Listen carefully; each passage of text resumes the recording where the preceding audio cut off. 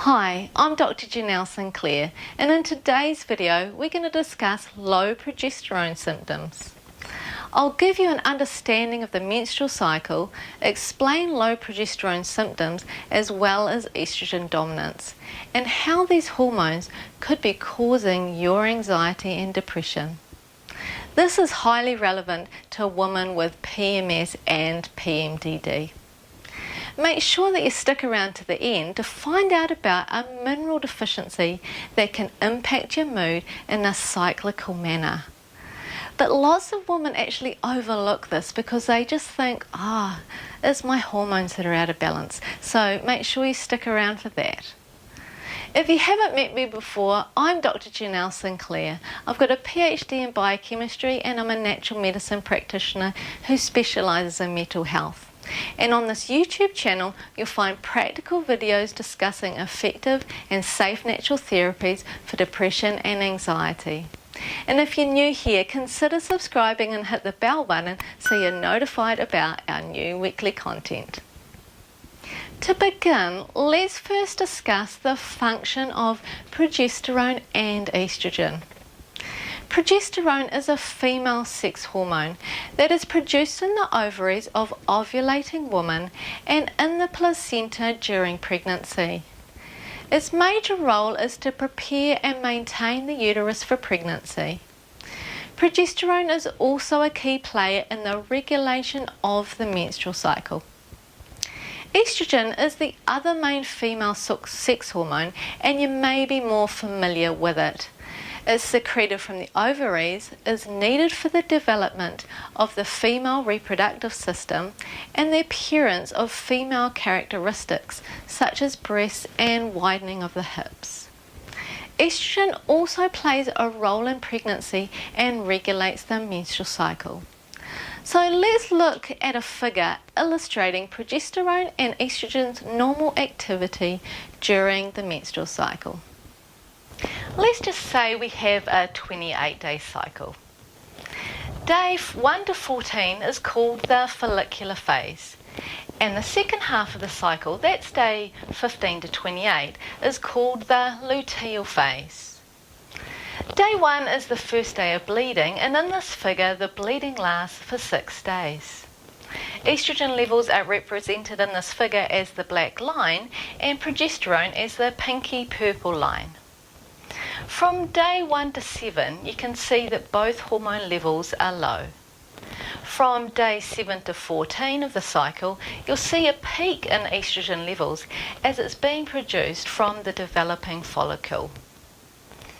At day 14, ovulation occurs in which the mature egg is released into the fallopian tubes. And after ovulation, both estrogen and progesterone are produced by the corpus luteum, and these hormones usually peak at around day 21. During a normal menstrual cycle, progesterone levels should be higher than estrogen. For someone with PMS or PMDD, there is usually an imbalance of progesterone to estrogen. Either progesterone is deficient with normal estrogen levels, as you can see in this figure. Alternatively, progesterone is normal, but estrogen levels are too high. Or else you can have a combination of the two, that you can have both progesterone deficiency with a high level of estrogen. Now let's go on to discuss low progesterone symptoms and symptoms of estrogen dominance.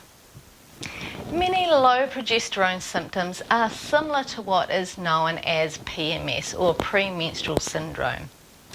These include breast tenderness, fluid retention, acne, headaches and joint pain, and these usually are experienced 1 to 2 weeks before your period is due. Some women will just have mild symptoms for 1 or 2 days of the month, whereas some people will have it for 14 days of the month straight. When they get their period, then the symptoms will usually resolve quickly. Irregular cycles, painful bleeding, miscarriage, endometriosis and fibroids are also possible symptoms of a progesterone deficiency.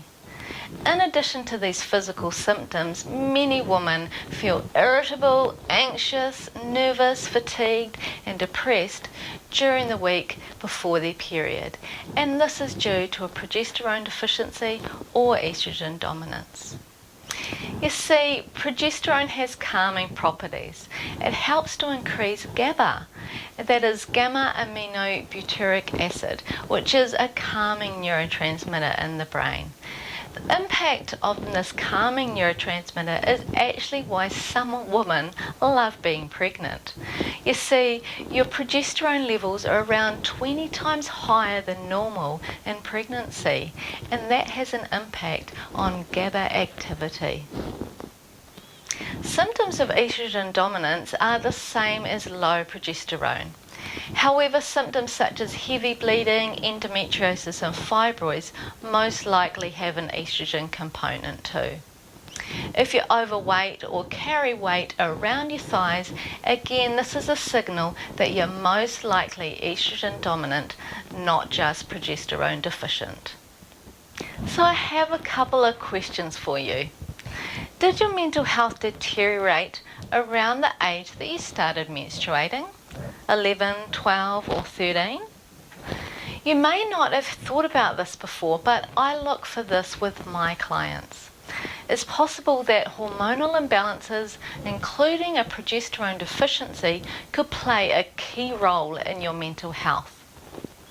Progesterone deficiency symptoms are also commonly experienced by women approaching menopause, those in the perimenopausal stages.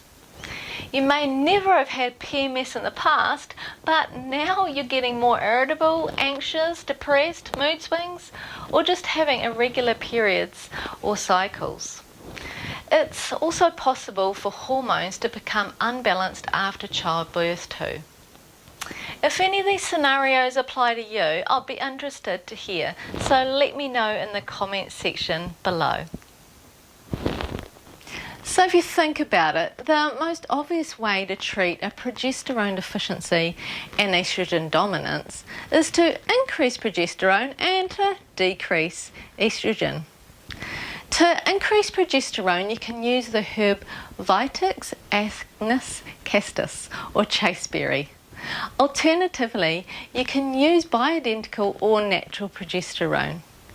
It's important for you to know that this natural progesterone is not the same thing as the progestins found in the oral contraceptive pill.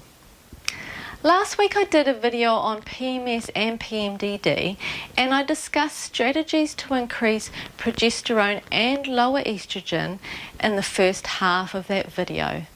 I suggest that you check that video out for dosage recommendations and more information. But before you do that, I want to talk to you about a mineral deficiency that can impact your mood in a cyclical manner. So when we talk about progesterone deficiency, we mainly talk about symptoms that occur in the last 2 weeks of the menstrual cycle. But what does it mean if your low mood is during your period? It's pretty simple, but it's often overlooked because people are just thinking about hormones. But what happens during your period? You bleed, right? And what does your body lose when you bleed? Iron. I told you it's pretty simple, but just remember that iron is a key mineral for energy. If you have low iron, you feel lethargic. You may have low mood, low motivation, and I've even seen women that have had suicidal thoughts and panic attacks because of their low iron levels. So if you experience poor mood, you're more suicidal or have panic attacks during your period, you need to get your iron levels checked through your doctor. And when they review the results, double check yourself that you're not just above the bottom of the normal reference range. You don't want your iron levels to be scraping the bottom of the barrel. You want your iron levels to be nice and high so that you have good energy levels, as this impacts your mood and your behaviour. You'll also want to understand how stress impacts your progesterone levels, and that's what next week's video is all about. I'll link it somewhere here when that becomes available. Or subscribe and hit the bell button so that you can be notified about our new weekly content. Thanks for watching, and I'll see you there.